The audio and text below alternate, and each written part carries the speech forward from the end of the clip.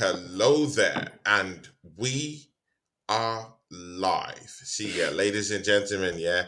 I know you like how I say that, yeah.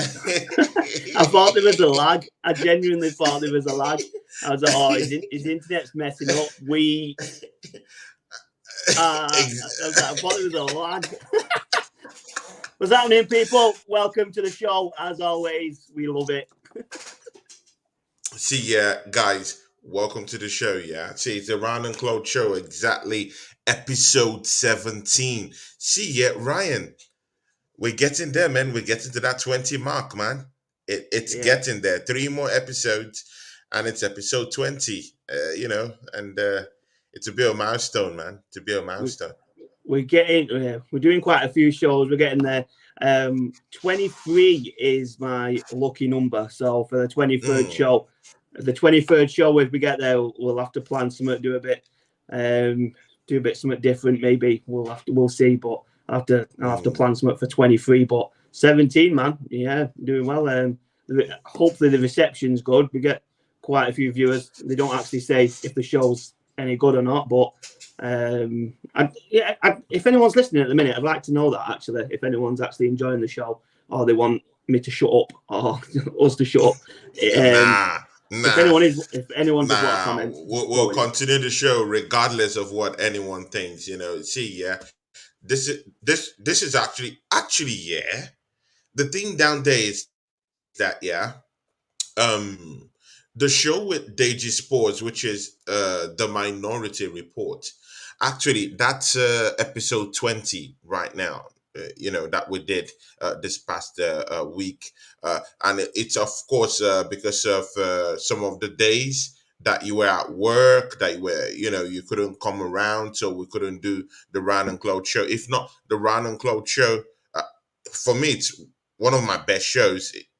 Technically, my best show, because I started with this show, and this show really opened up lots of doors. Tony, to be honest, I'm quite surprised that you managed to reach 20 shows on the Minority Report, especially with it being about Spurs and how bad they've been this season. Exactly. I'm surprised they keep showing up. Fair play. Exactly. The one with Deji Spurs, man. It's funny because he shows up every week with a new excuse as to why Arsenal are so bad, or a new reason why we're not gonna continue. It says scheduled in the top corner. Are we definitely live?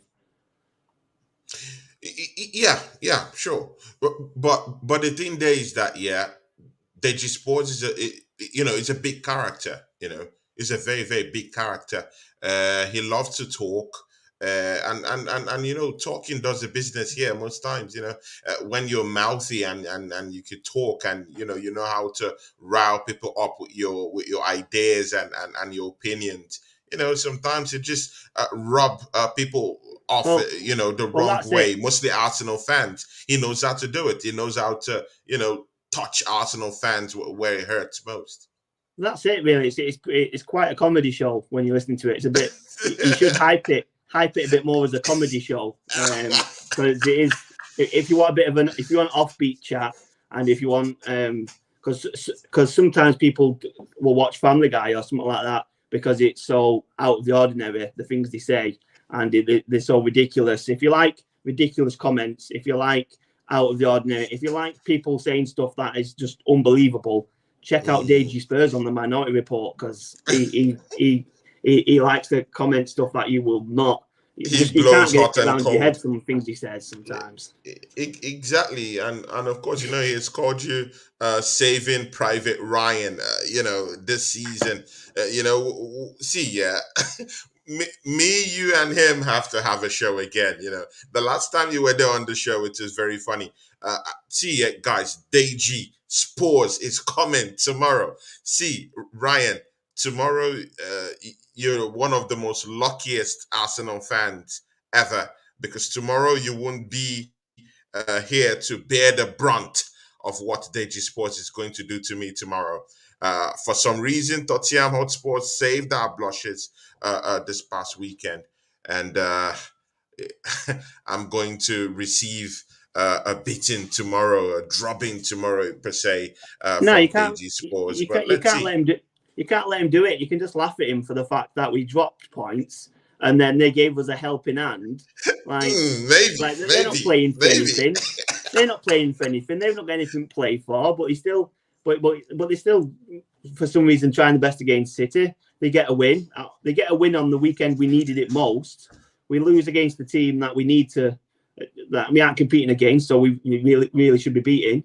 And we don't. We lose. We drop the points. And Tottenham, our fierce rivals, give us an helping hand. So you go, just laugh at him for that. Just laugh at him. But you know what? Yeah, after that win this past weekend, Tottenham Hotspurs, 22 games, 34 goals. 34 goals in, shipped in about 41 goals in, 31 goals shipped in, and they scored a whooping 41. See, they're in 39 points right now. That win lifted them up closer to top four, and of course top four is Newcastle. The people in that fourth spot is Newcastle with a game in hand. They're in 40 points. Tottenham Hotspurs is in 39 points with 22 games played, one ahead of Newcastle. They're not far from top four this season. Ryan, what do you have to say to that? They're probably as close as they're ever going to be.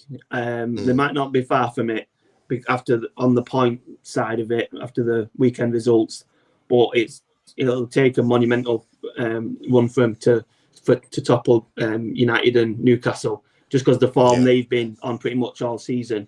Discussing this earlier on, Newcastle, they're on a slight dip in form. Our form's, I won't say it's not brilliant. We've got 2 wins and a draw and a loss in 4 games. Newcastle is round about the same, so they're on a slight dip in form, but you just know it'll pick up. It'll pick straight back up, and they play good football, and they're getting the results. Tottenham are completely up and down, so they will need a very good run. Obviously, they're not going to finish above United, and Newcastle is the only one that they can come close to competing with. So actually, we'll just have to go on a good run. But obviously, Lloris is out now, isn't he, for 6 weeks, I think I heard. So they'll need a backup. They need to play the backup keeper. I mean, a backup keeper might be better than Lloris at the minute, but they're losing the number one, which is going to unstable them. So actually, Lloris is out for 8 weeks for Tottenham Hotspurs. Do you think it's going to affect their game? My guy. Honestly, I don't know who their second keeper is. I'm not saying that as a dig because it's a bad keeper. I just genuinely don't know. So if I knew what the keeper was, I might be able to give my opinion on it. But Lloris hasn't been playing great. It's been stable for him. Ever since he came to Spurs, he's been the number one. So they're going to lose a stable member of the team, someone who's captain-like. So it will affect them. It all depends on how their number 2 keeper comes in and performs. But usually, your number 2 keeper isn't as good as your first keeper. That's why he's the number 2. That's your first keeper. Exactly. So, they're struggling with him. So, you would say that they will struggle. Not struggle, but it'll make them weaker. And they're already pretty weak. So, it'll just add to it. Yeah, exactly. Let's see, so many elephants in the room, yeah? There's this Manchester City stuff going on. Arsenal's loss against Everton. See, Brian, where do we begin? But you know what? Yeah, we'll begin with that Arsenal loss. It's an Arsenal show.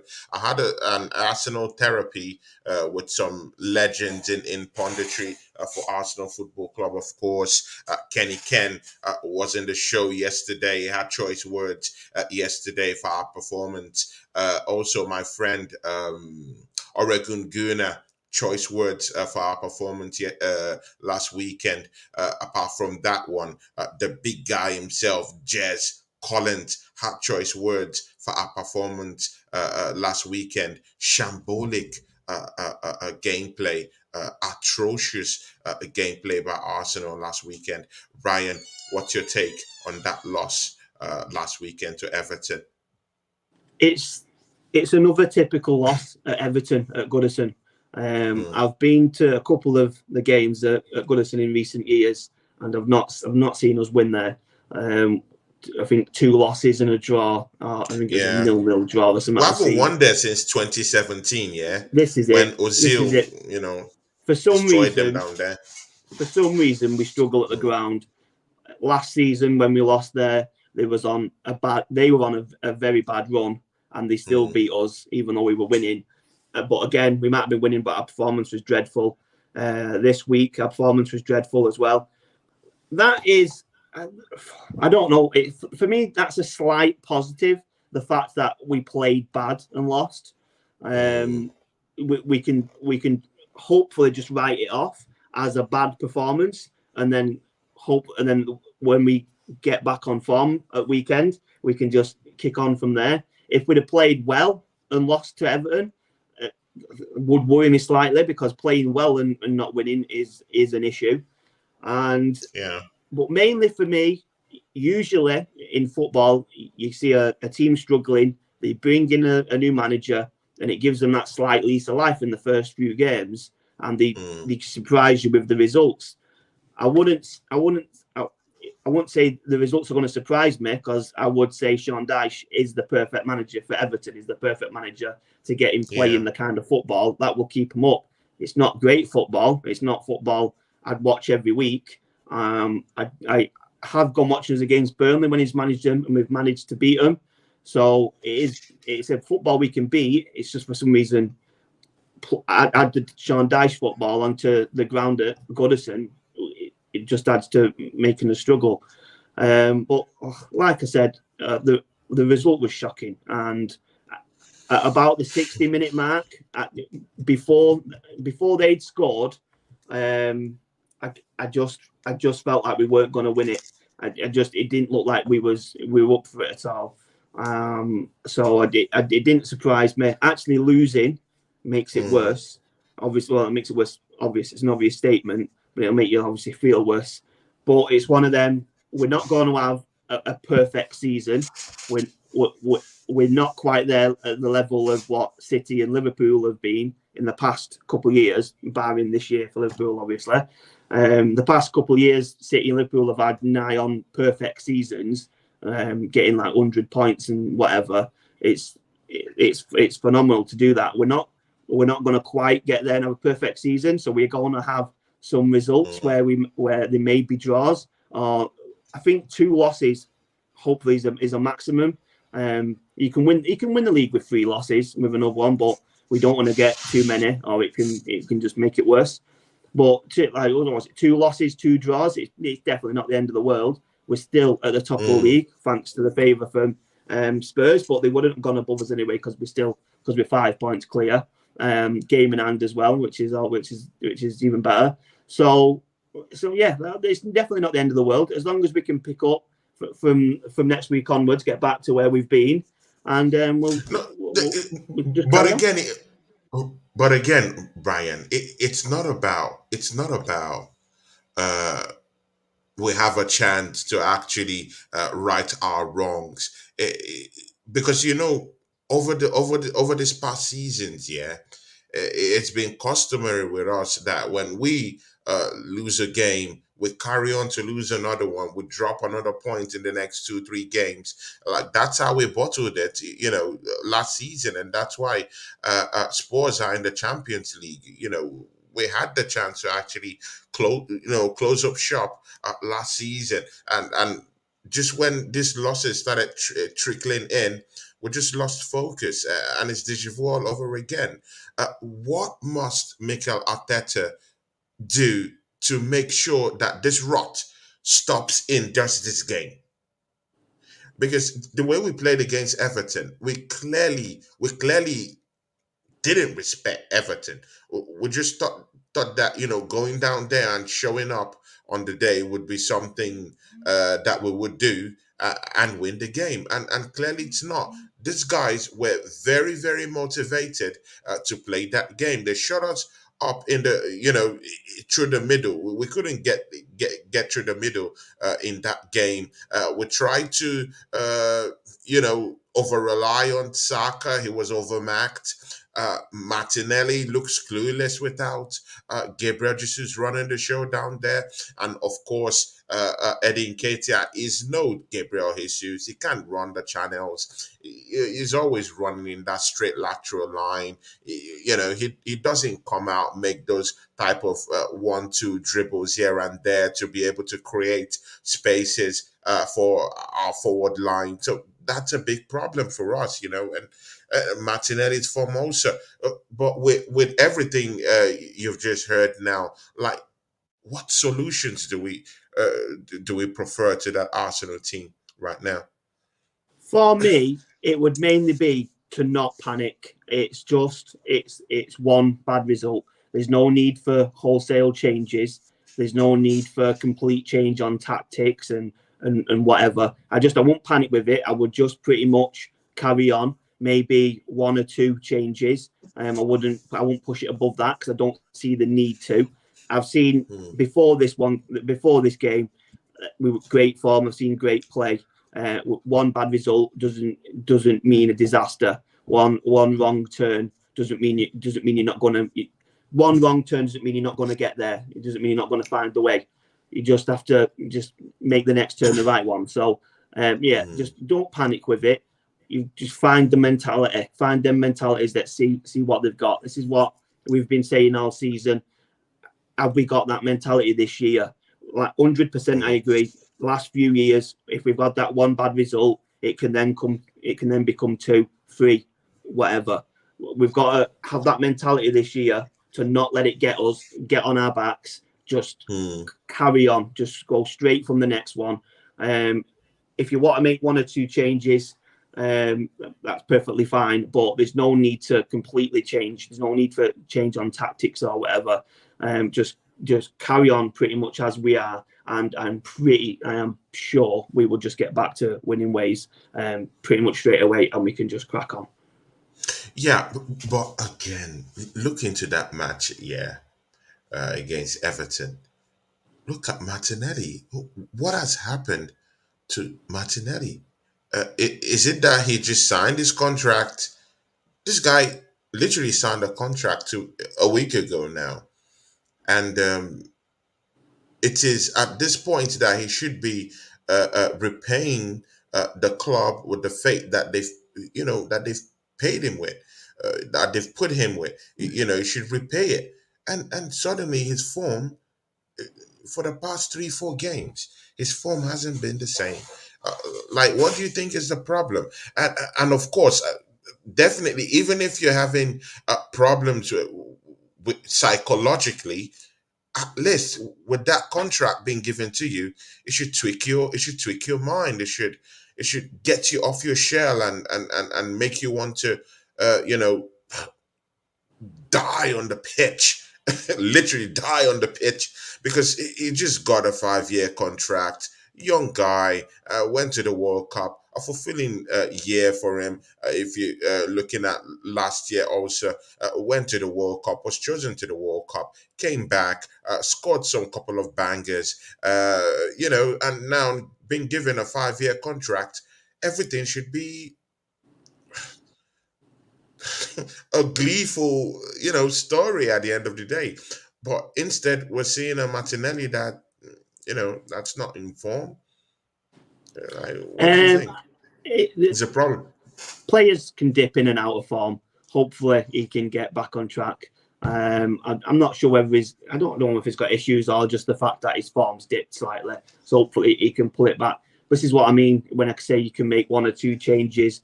Trossard can come in. We've seen when he's come on as a sub. We've seen him glimpses in the City game when he started. That is a quality player. So we know we've got the depth on the bench. And 100% he's got that contract, so that should make him hopefully make him play better. Unless you're of the opinion that he might be playing for the contract, and once he's got it, he's a bit comfortable, a bit cushy. That could be an opinion. But also, you need to be playing better when you've got players on the bench like Trossard, like Smith Rowe, like Nelson, who's coming back. That's at least 3 players. There's youth players as well that quality on the wings. So he's got the players that can come in and take him out of that first team. So they need to be on top form. We've got quite a few benches. We've got quite a few players on the bench that can come into the first team if the performances are if the form's off the boil slightly. Obviously, you can pick out Martinelli. I would say Ben White's performances for the past 2 or 3 games haven't been exactly at the standard where it has been. So then Tomiyasu, every time he comes in, for me, just shows a good head on him. He's comfortable on the ball. He's a great right back. We can bring Tomiyasu in maybe. So we do have the options on the bench. Any of these first teamers, barring the likes of Saliba, Gabriel, Partey, and pretty much that's and Saka.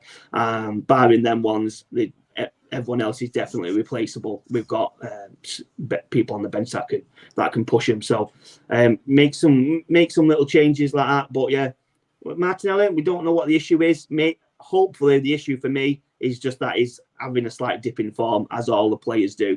Other than Ronaldo and Messi, every player has a dip in form. So hopefully he'll snap out of it soon. If he doesn't get Trossard on, I would have no issue seeing Trossard starting at weekend. Trossard starting because somehow Trossard, at least he makes those runs, right? At least he makes those runs. He's energetic. He tries to force situations out of nothing, and if we have that kind of a player, who's there, who can play in all formations, in whatever striking formation we do want, I think we should try to exploit him more, in that Arsenal team.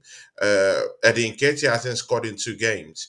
We've lost 2 games. So do you think we should ring the changes in these Brentford games?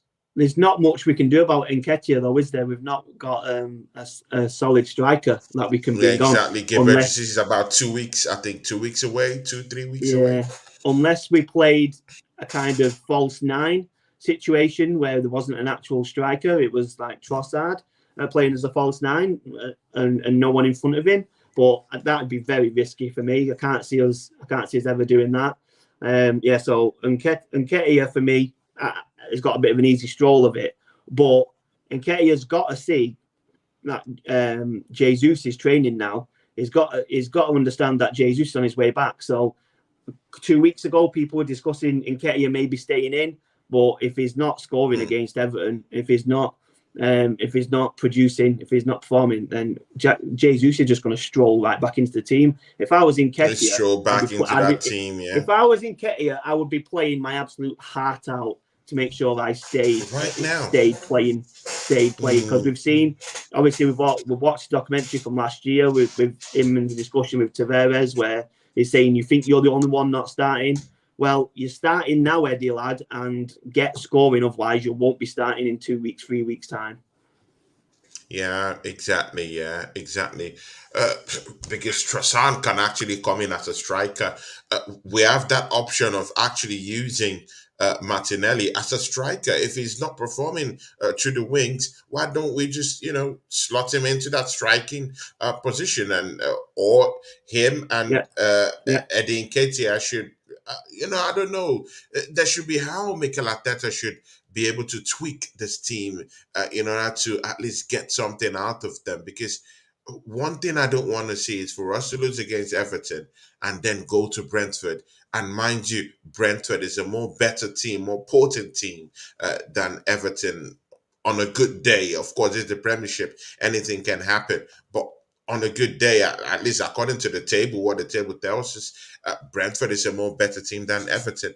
And if Brentford is coming down to our home, to come and have a little bit of a nickel with the boys, it might be hard if we play the same way that we played against Everton. And Ivan Toney might, want to just come around and have a good kick about with the boys too. What do you think next weekend?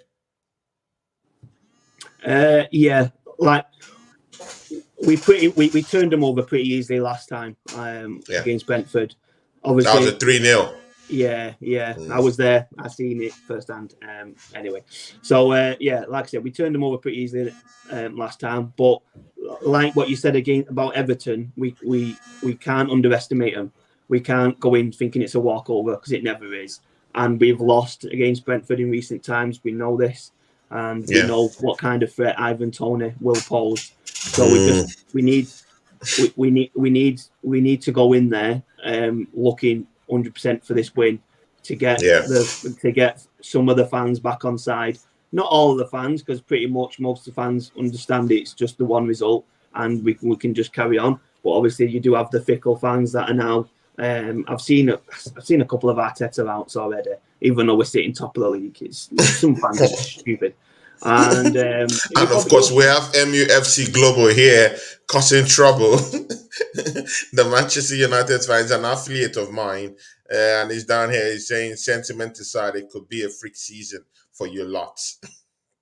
Ryan, what do you have to say to MUFC Global? He's a friend of mine anyway, but bro, this United fans. This is what you get when you have Man United supporters as friends. You allow these people into your world, and they're off the scale. Most of them off the scale. And I mean, a freak season, I don't know. It's a surprising season for everyone else and for the Arsenal fans, because not a lot of us seen it coming. But if we will just carry on like this. I mean, a lot of rival fans are aligning this a lot to the Leicester when they won the league. But the difference is that we won't be selling our best players when we win the league. We will keep bringing in players, and we will keep performing. We won't just drop off. So if this is a surprising season, next season when we're just as good or better won't be surprising. So don't worry about that at all. Yeah, definitely. And of course, let's check out what happened last weekend, of course. The surprising one for me last weekend was Wolves versus Liverpool. Ryan. Before we go on The to Wolves. Let's go down the comments. MUFC Global's put another one in, pretty long, and then bring it up.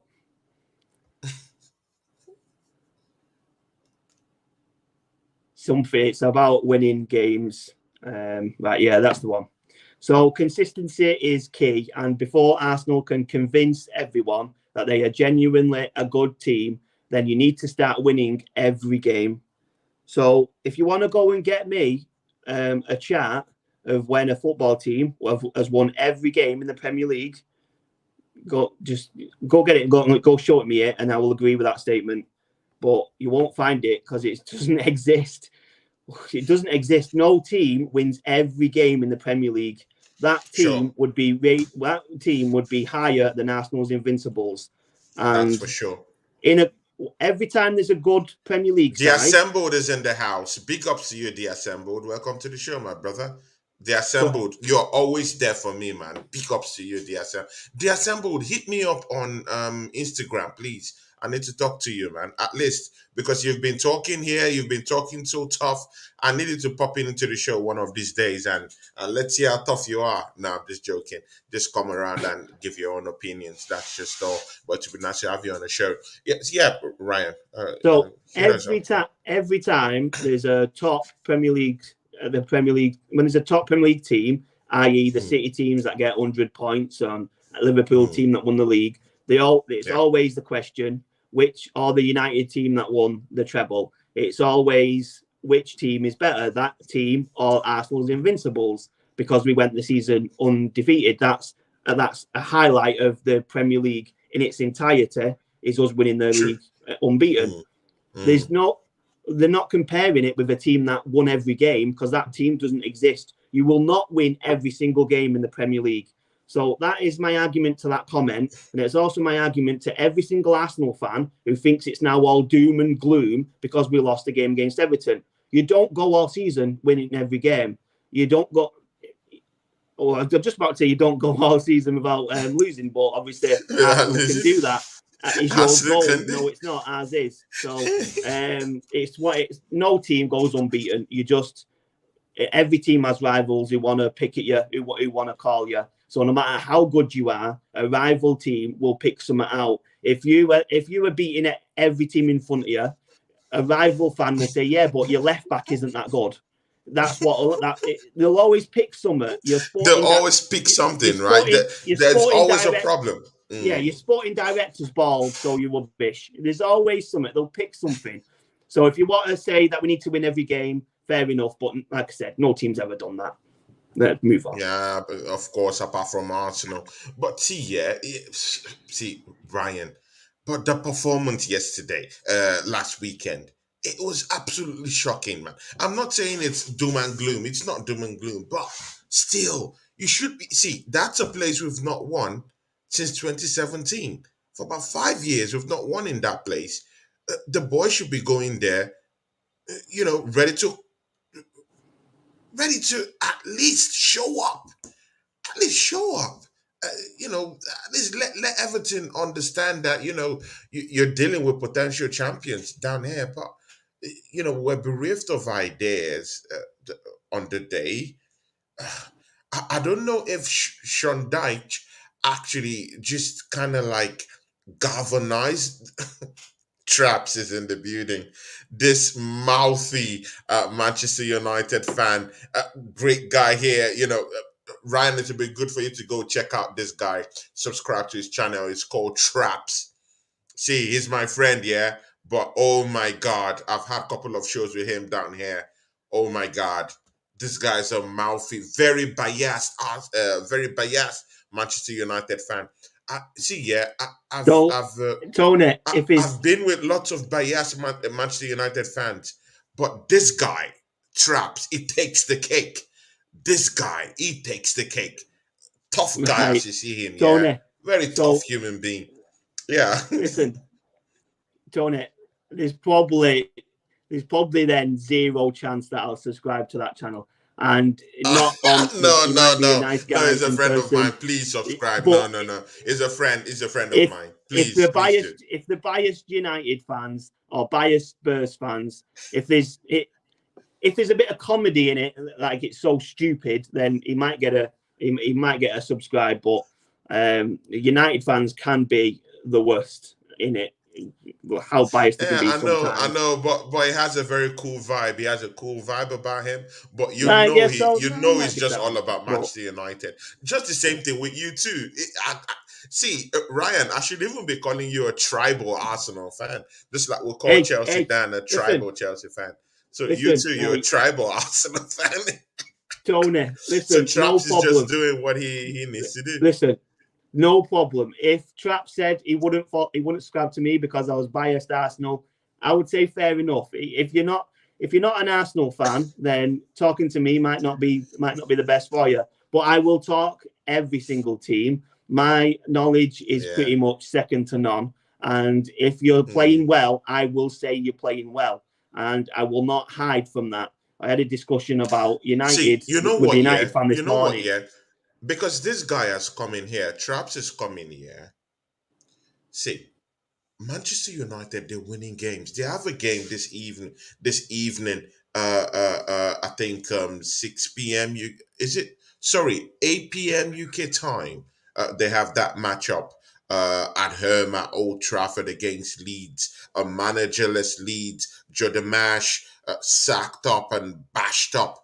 Ted, I think Ted this Lasso, week rest in peace. sent home and mash has been mashed up by Leeds United, thrown away, dumped like oh my God, it's because the kind of effort that guy tried to put, and try the energy trying to bring to that Leeds team on a good day that should have helped him, but again.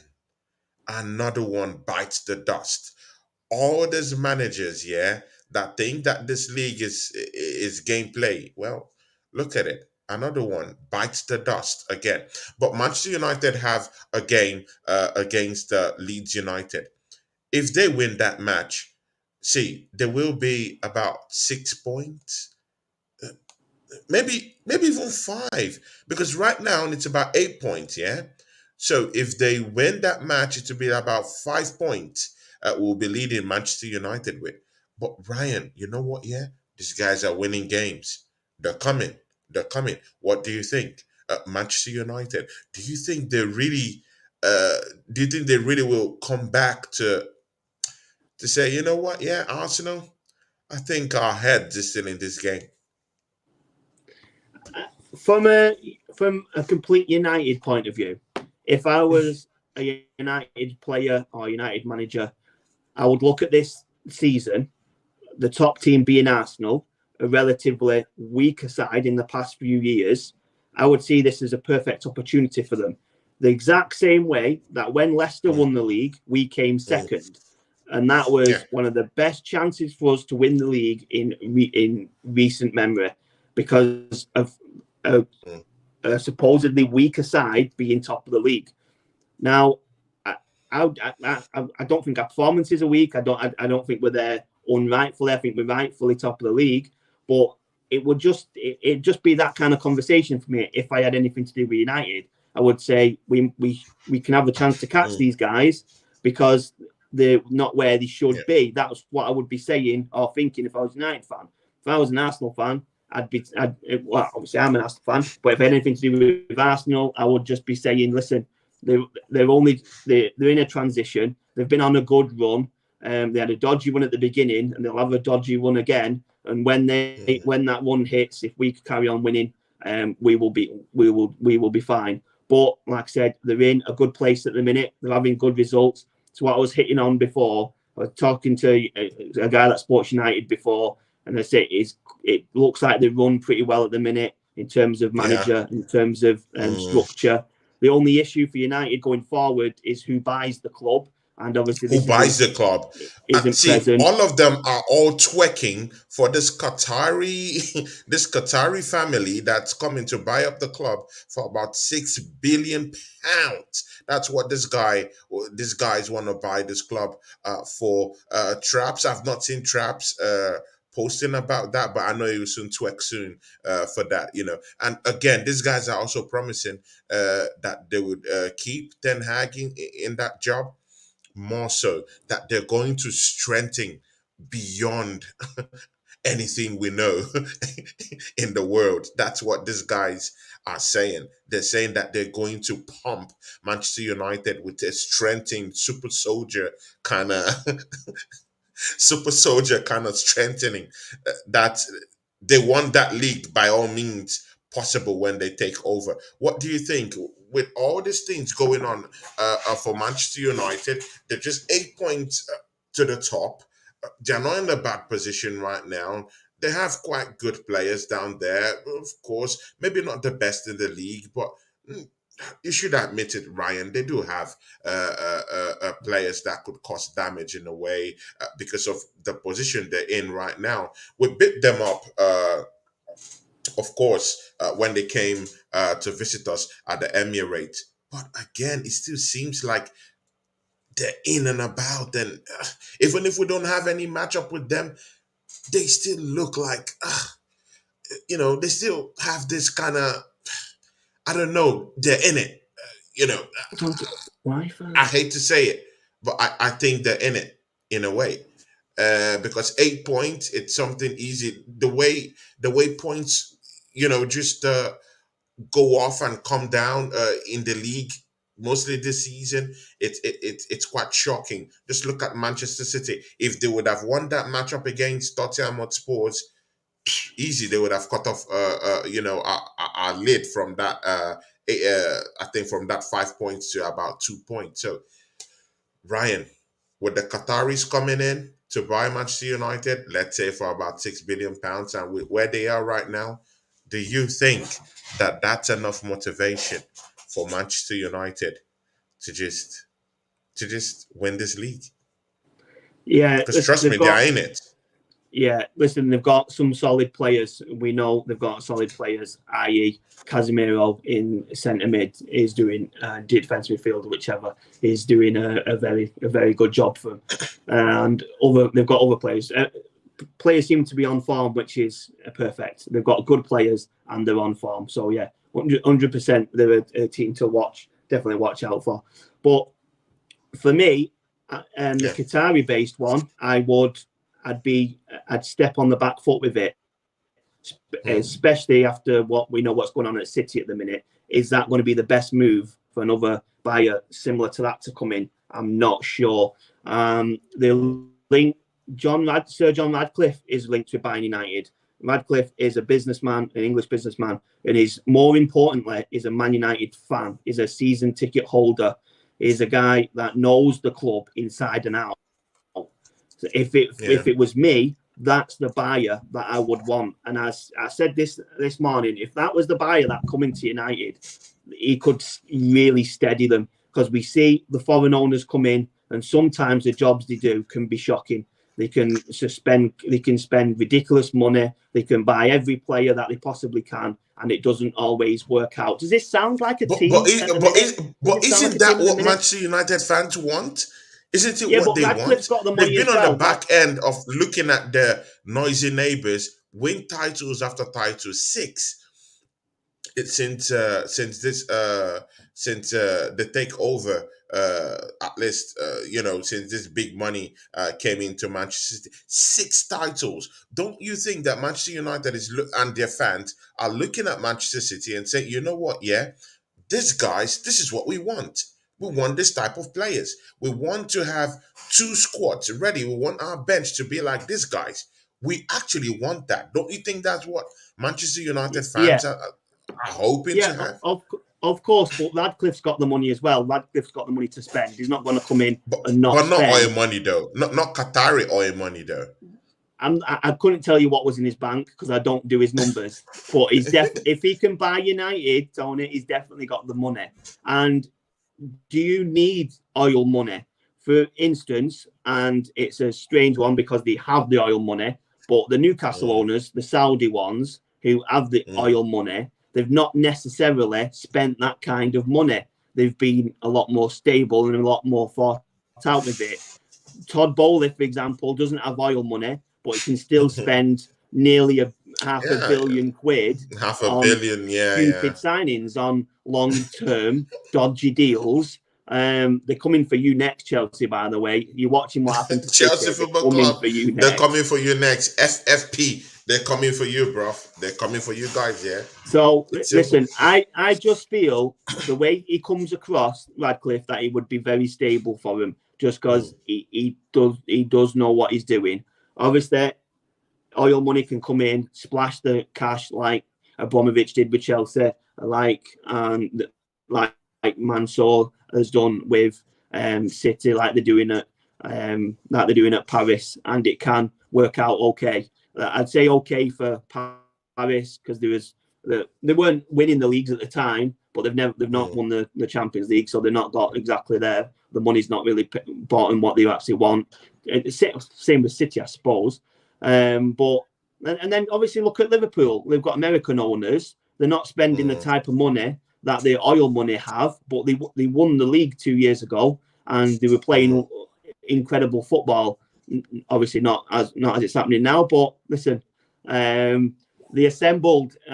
Good question. Very good question. We'll come to that. That was my next question, actually. The assembled, very important question. Ryan, please finish up what you were saying before we go into that important question that the assembled just asked. Mainly, extremely important. Oil money isn't everything. The main thing I would want is someone that coming in who is just going to be steady with it and knows what they're doing and isn't just going to play Football Manager or isn't going to just buy every player on the planet. Yeah, owners can come in and buy the club. That's fine, but that owner should then have people working underneath him, your technical directors and footballing directors, and we know what they need. Chelsea for some reason may not have that, and that's why they're buying the players that they are at the rate that they are. Some of them are good names and are going to be good projects. They've definitely got it, but it's just been too many. And someone like well, any managing director would have said, calm down a bit, let's build the squad rightly. And I think that's what Radcliffe would do. But what am I to say? I'm all for the Qatari one, because I think that doesn't work out as well. But we will see. No, we'll see. See, Manchester United. See, I know you guys have been longing. You've been longing for this. You guys have, looked at City. Looked at what they've been doing. Look at that squad depth, and you guys want it.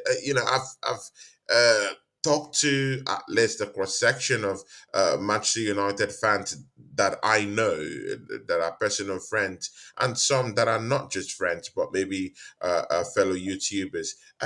See, they want this Qatari guys. They want the oil money, to kind of flow into the club. They want expensive signings. They want to compete in the transfer window, with Man City, with Newcastle, with this newfound wealth that Chelsea already got and have already displayed. They want to have that kind of system.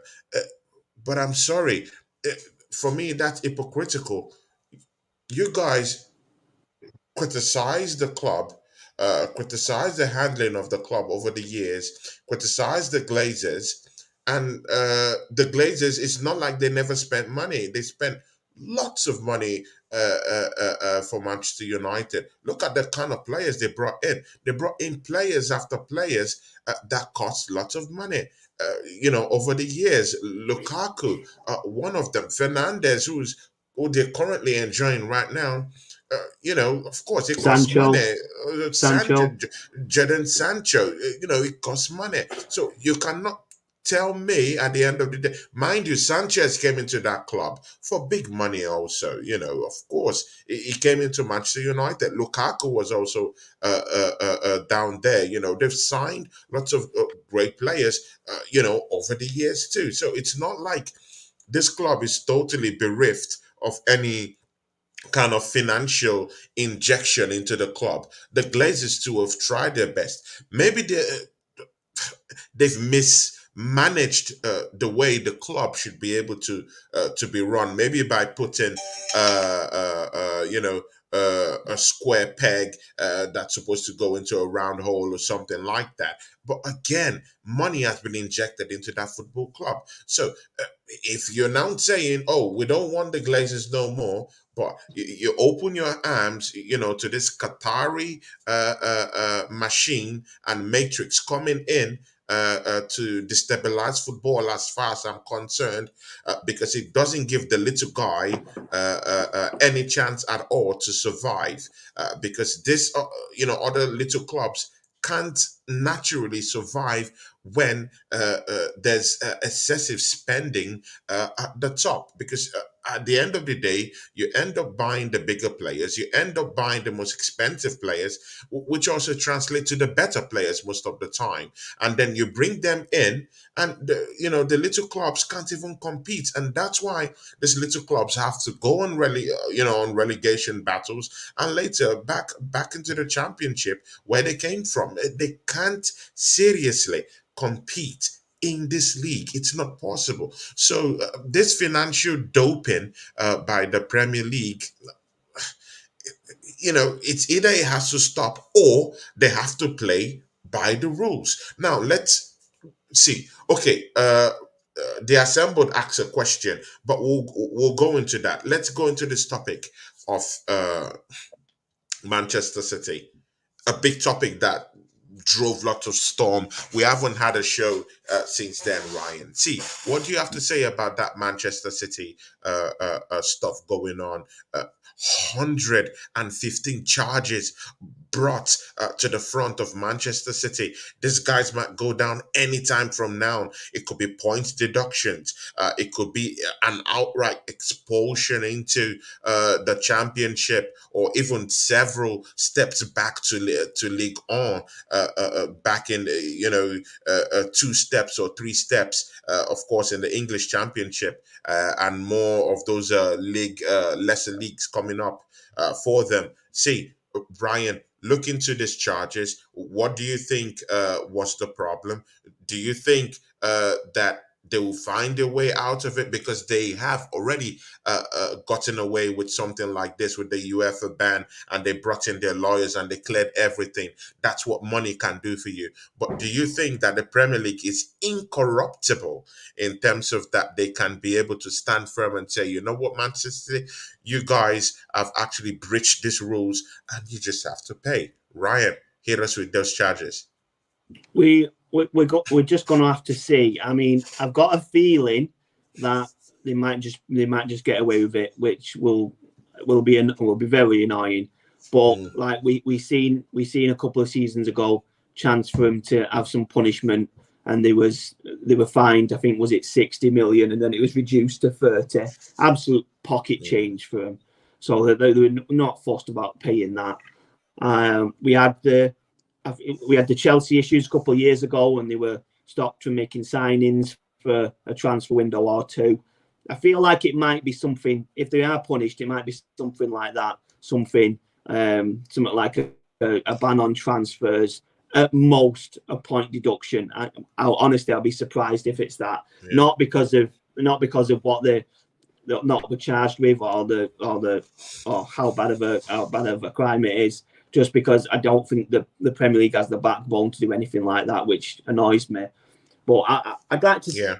If it is that bad of a thing, I would like to see a punishment befitting of the Juventus one and the Rangers one, where they were demoted, down. But in the back of my mind, I would, if we're going to win the league, I would much prefer City to not have a point deduction and to chase us all the way and us to win it on merit. Because if they get a point deduction, we're just going to be known as the team that won the league because City had a point deduction, even though we're 5 points clear and we're already top. You know that's coming. You know that's going to happen. You know that's the fuel that Dave is going to use. Arsenal haters. You know that's of the course. That's the fuel to aid Chelsea Dan's fight and all the other rivals. So exactly. they're going to come on that. So I don't want that. So maybe some punishment from next season or whatever. But But the funny thing is, if it's a point deduction and they deducted 15 points, they're still above Chelsea and Liverpool. So definitely. But again, with 115 charges leveled against them, do you think they would definitely indict them at least in at least 10? Come on, Ryan, in at least 10, because there's emails circulating everywhere. There's been leaks, even internal leaks going on in this case. You know, it's out there. The proof is in the pudding. You know, it's out there. They will be charged. Things will turn sore.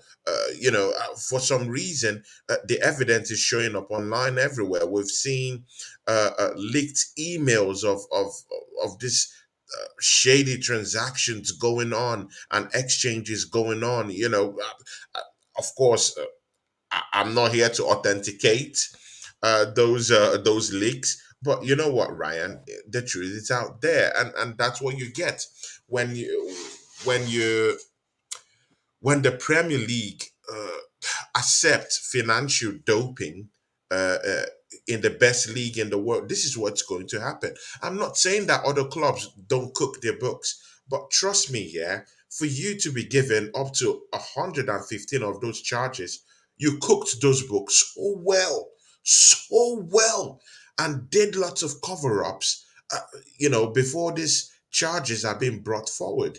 And again, Gary Neville came up today and he said that the top six rivals, of course, Arsenal included, Manchester United included, Liverpool. I'm surprised he included us in that, to be honest. Newcastle included, and he said, that the top six sides are the one pushing for Manchester City to get, of course, charged and punished for their crimes against the FFP rules. But where's he getting that from? Where's he getting that? That's what he said today. It was in the front. It was in the front news for Daily Mail today. You can go up to Daily Mail and check that up too. You'll see that. If we're pushing for if us and Newcastle, Not just anyone Arsenal. other He than Man said the United top pushing six. for, He said the top six. yeah. The top six rivals. Yeah. Yeah. So if Arsenal and the other top six teams other than United are pushing for City to get expelled or whatever, we will do it. We will be doing this behind the scenes. We're not gonna be shouting it from the rooftops of the Emirates. So how does Gary Neville know this? Is one of our board executives ringing him and saying, "Hey Gary, guess what we're doing? Gary, guess what we're doing?" Listen, I think what Gary Neville says with a pinch of salt, an absolute tool. So I don't care what he says. Guy's a muppet, man. Where he's getting the information, if he's got an insider or whatever. Some mornings I will read, for example, BBC Sports newspaper gossip. Some squad's going to sign this guy, some squad's going to get signed that side. Majority of the things don't even happen. It's a waste of my time, but it entertains me, so I read it. That is exactly my opinion on Gary Neville. I'll listen to him. Most of his stuff isn't right. He might say one or two things that are right, but his stupidity entertains me sometimes, like saying United will finish above us, blah, blah, blah. So I will, whatever Gary Neville says, I'll take it with a pinch of salt, right? Who's talking to him? Who's talking to him? Good and okay, but I don't know. The public seem to take every news they get from this guy, to heart, and that's why he's on the front page of the Daily Mail Sports. But anyway, we keep that aside. See, the independent commission that's been set up to look into these charges that have been thrown at Manchester City. The guy who is going to be heading that commission is an Arsenal member. Ryan.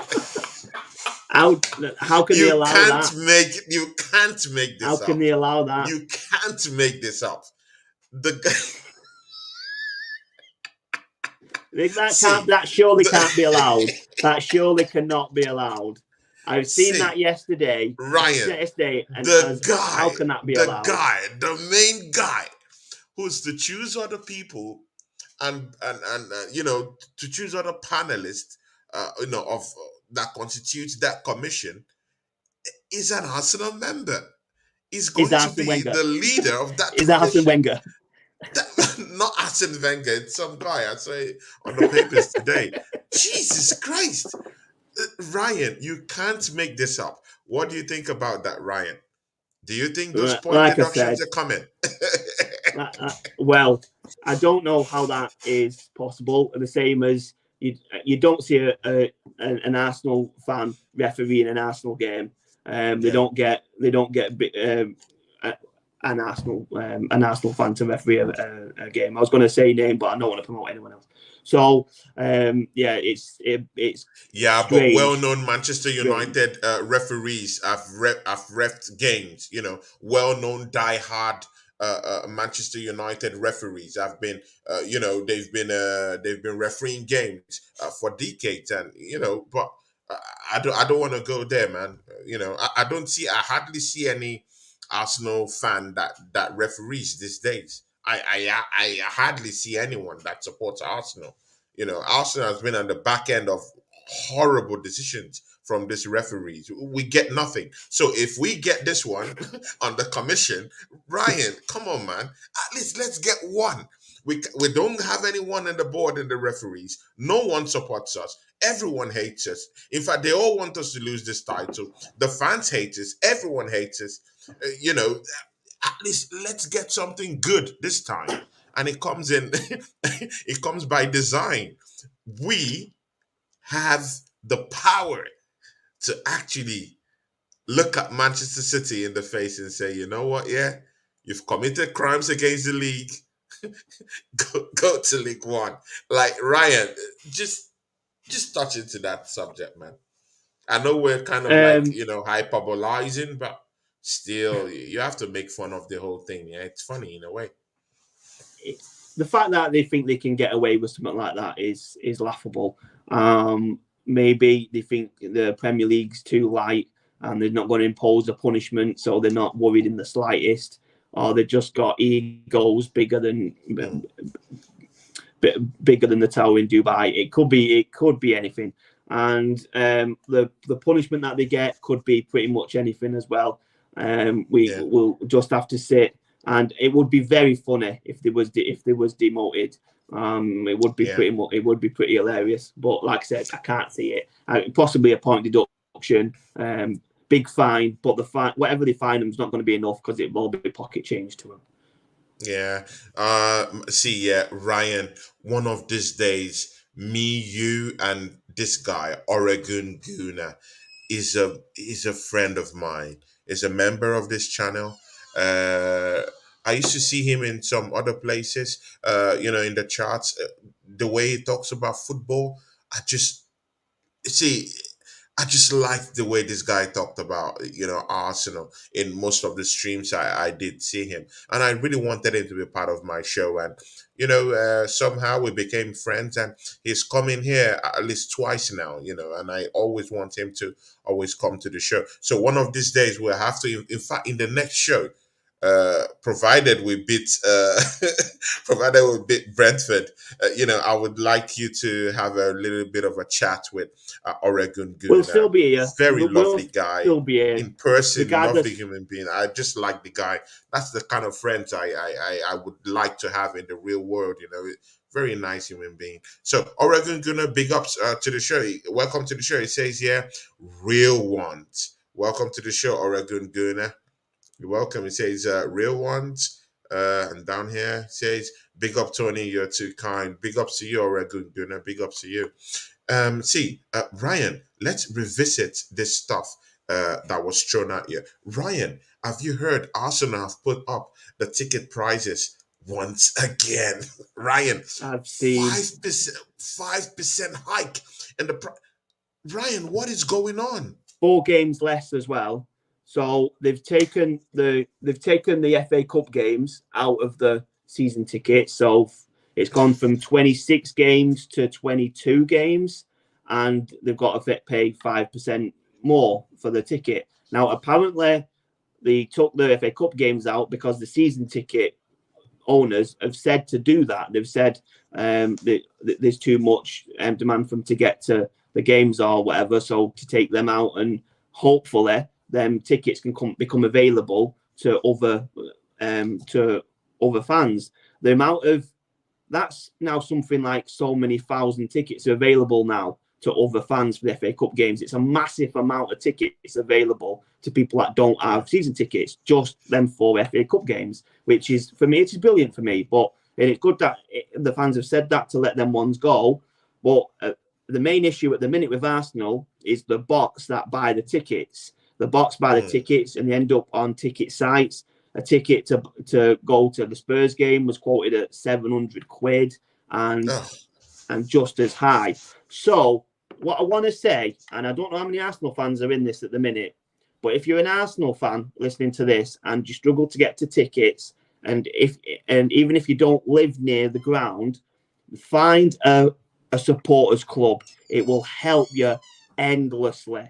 I'm part of a supporters club because if you don't know, I'm from Manchester. I'm not from London. I support Arsenal. Yeah. Supported them since a kid, but I don't live in London. So I'm part of the Arsenal Manchester Supporters Club. It says it on my Twitter, and they're the big on there and they're big on Instagram and that. But we know loads of other clubs. There's the Arsenal Cumbria, there's Scotland, there's Yorkshire Gooners, and there's loads of them. And there's London ones. There's London ones and Midlands ones. And then there's different country ones. If you're part of these supporters clubs, it might cost you £20 a year or whatever. These get tickets and they will sell them at pretty much face value. They might add £10 on just to help them carry on the supporters club, but that is it. And you will be able to get tickets for a lot less. Don't pay. It's too much, man. It's too much. Like why? Like, it's too much. It's too, and that's what I'm saying. All these things is just designed for the little guy to crumble, for the little guy to collapse. Especially in what's going in the time we're in at the minute. Support? Cost of living's massive as well at the minute, and for the money to go up. Oh my God, Ryan, this is coming at the worst. See, think of all the whole scenarios of worst times that this should have, come in. or should have started in any way. This is the worst time to actually do all this stuff, to increase anything. Gas bills are skyrocketing in England as a whole. One of the worst places to have gas, or natural gas, oil, anything. Just think about it. Diesel, fuel, petrol, anything. Just think about it.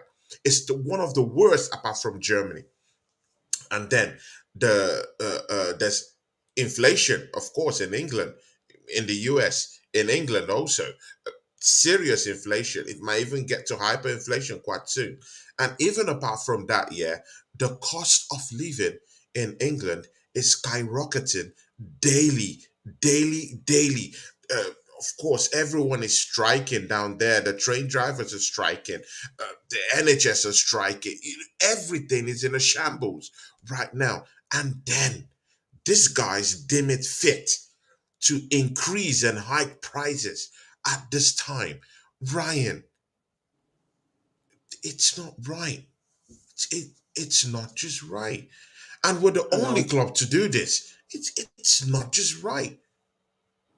I know. It is what it is. I know it's not good. It's especially like you said, the time we're in at the minute, we can hardly afford anything. The prices are skyrocketing. Train drivers that are on 60 grand a year are striking, obviously, because 60 grand's not enough for them apparently. So yeah, people are striking all over the show, and people are using food banks more than anything. More than anything, exactly. Yeah, it's shocking. And then to take 4 games off it, even though they might have said to do that, to take 4 games off a ticket, then to up the price of that ticket is shocking. And the fact that, yeah, we're top of the league now, but the past few years we haven't been great. The prices are still through the roof. We're lucky that there's a cap on away tickets, because our away tickets would be through the roof as well. But the cheapest way to watch Arsenal is to go watching them away. And the atmosphere is amazing as well. So you're getting your money's worth. But yeah, the price is shocking. The price of football is ridiculous. Oh my God, they better get Caicedo in the summer and DeclanRice together. They better do, because we can't be paying this type of. Actually, of course, since of course I'm not in England again, of course. But see, yeah, these guys, yeah, they have to see. Those prices need to come down. It's too much, Ryan. It's too much. And of course, because people will still go at the end of the day, they will still go and watch games. So it's quite difficult to even have any fight at all. Yeah, me, I can't pay that amount of money to go watch an Arsenal game. I can't. I'm sorry, I can't. The last time I went there with a friend of mine. It's a long time ago, actually. I went there with a friend of mine. He's in London, and even the ticket is so expensive. Even the ones in the black are extremely expensive. So man, this thing needs to change. But of course, let's see what's gonna happen, right? See, Ryan, Manchester United is gonna be playing a match. You can see a question by Jordan Heyman down here. Jordan Heyman, you're coming with me on the watch along coming up on Saturday. So that's when you're going to be on the show with me. Jordan Heyman, big ups to you. Thanks for always being on my shows, Jordan Heyman. See, Ryan, we're going to end the show quite soon, but you have 2 predictions to give. Manchester United are battling Leeds in the space of in 22 minutes. Yeah. Not 20 minutes. Not 20 minutes. It's exactly 8 p.m. It's close enough. Time. 20 minutes is close enough, right? That was a ballpark guess. 20 minutes. Like, what's your prediction for that game? Teacher there. Your school teacher came raising out you. You try and keep the teacher below, but it came shooting out you. Incorrect, Maguire. The answer is 22. Maguire, you didn't even call your name. That's what your teacher does. He calls by your second name when you're in trouble. I said 20, exactly. It was 22. It's now 21. In fact, it's Yeah. 20 and so many seconds, so I'm technically right now. It's 20 minutes. Exactly. Yeah, sure, technically. Yeah. What's Oh, your so you prediction was wrong for then. It that weren't game? 22. It would have been 21 minutes and so many seconds. So that's yours, Tony. There, that one's yours. That one's yours. Yeah, exactly. I accept anything you say, Ryan. You're the boss. See, Ryan. Yeah. What do you think about this matchup, Manchester United versus Leeds, a managerless Leeds United? It should be an easy win for United, especially now Ted Lasso's left. Rest in peace to Ted. And it should be a very easy, not very easy, but it should be an easy win for him, especially now the manager list have not got a new manager coming in and fixing it up. So it should take it should be a win for him. I'd be surprised if it weren't. Yeah, definitely. See, and the last question, it's from Jordan Heyman, and then we close the show. Jordan Heyman, LFC asks here, he says, "Do you think Arsenal can beat Brentford? What do you think about that, Ryan? And what is your prediction for that game come Saturday? Of A course, big matchup, bro. Big one. Of course, I think Arsenal can beat Brentford. Like, what kind of question is that? It's Arsenal v Brentford. We beat them 3-0 at their ground. We're coming back off one loss. That is it. Of course, I think we can beat them. And I know that we will beat them. It will be not a return to form as much, but it will be the win that we need. So, to answer the question, I think we will win them. A scoreline, it might not be as hyped as the 3-0. And I would take a nice steady 2-0. If it was a 2-0, perfectly happy with that. So that'll be me. That's the result I'm happy with. So I will say 2-0. 2-0, right? I'll go with a 2-1. I think they would score. Ivan Toney might be primed for that matchup, just to deal us a deadly blow before he too gets gazumped by the investigations. All over his head. I think I remember you saying that Tony would score last time, and that Tony might have a good game, and hopefully the same result this time, that you're wrong and he doesn't have a good game. I'm wrong, right? Yeah. But again, I think they'll score a goal. But of course, it would be a hard one. But Arsenal would shine through. I'm looking at a 2-1 game. Of course, this is a very, very important one. Mikelarteta would definitely tell the boys, you know what? Yeah, this is the time. You have to do this. Bounce back. You need to bounce back. Yeah, exactly. Yeah. That should just be the word. Bounce back, bounce back, bounce back. That should be the motivation word. It's the word coined by Alex Ferguson. It's the bounce back ability. Have we got that bounce back ability? Hopefully we have. I think we have. I think we'll bounce back. I think we have. Yeah. We'll bounce back. Ryan, if we win this league, man, if we win, everything is looking good, Ryan, right now, yeah? On all fronts. Yeah, it's looking rosy. Totenham Hotspur is helping us, down there. Who thought that these guys will help us in any way? Who thought they're good for anything? But somehow this helped us out, gave us that 3-point cushion. Honestly, I'm surprised they didn't throw the game. They helped. I can't get over it. They helped us, man. It was the week we needed help the most. And the old arch rival are the ones that help us. I'm surprised they didn't throw the game. I really am. But there you go. They won it. Harry Kane got the goal he was after. Cheers, lads. Exactly. At least we even have a cushion right now, so we can even take this loss to Everton to be a loss against Man City. So if we grab any points from there, good and okay. If we don't grab a point, then to just be as if, okay, we actually definitely lost that match against Everton without anyone helping us out. So let's see. So we have that cushion when we play against Man City. But let's see this match against Brentford one at a time. Let's go there. It's the Emirates. It's our home. We can do this. I don't think any team has beaten us at home this season. Has any team beaten us this season at home?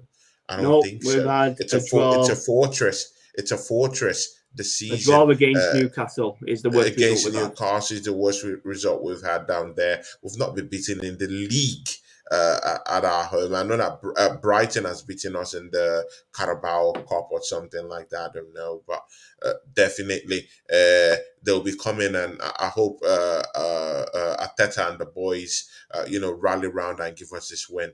Ryan, I give you the honors. Close the show for us. And guys, join me tomorrow as I welcome the mouthy Tottenham Hotspur fan, Deji Spores, as I welcome him to the show for the Minority Report episode 21. See, he'll be coming to gloat about how he has helped Arsenal, how he has helped our title charge tomorrow. So, guys, you don't want to miss this and see Deji Spores host tomorrow's show and gloat about Tottenham Hotspurs and how they've helped Arsenal for a decade or for a century. So just come tomorrow and just watch him gloat tomorrow.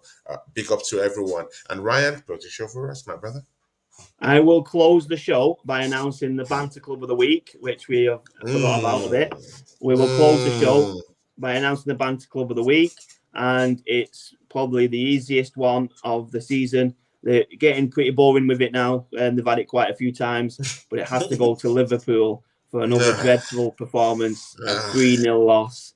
That they're not counting the third goal, so I think it's just a 2-0 loss apparently, because it's the only time they broke into their half in their second half, into their half of the pitch, the second half. So it was only 2-0 apparently, but let's face facts, they lost 3-0. And their season's absolutely their defenders were twerking in the. Oh my God! Gomez has his old pictures everywhere of him twerking when Wolves scored. I think either the second goal. So it's shocking. I don't know what they're smoking down there, bruv. I think they've taken the loser juice down there, man. Yeah, it's a bad season for them, getting worse as it goes on. I thought they might have turned a corner. Thought they might have a bit before Christmas, looked like they was turning a corner, but they just carried on being absolutely dreadful. So it's got to be to Liverpool. So to close the show, as we say every week, every single one of you that watch, get involved. We just love you for being here and just for showing up.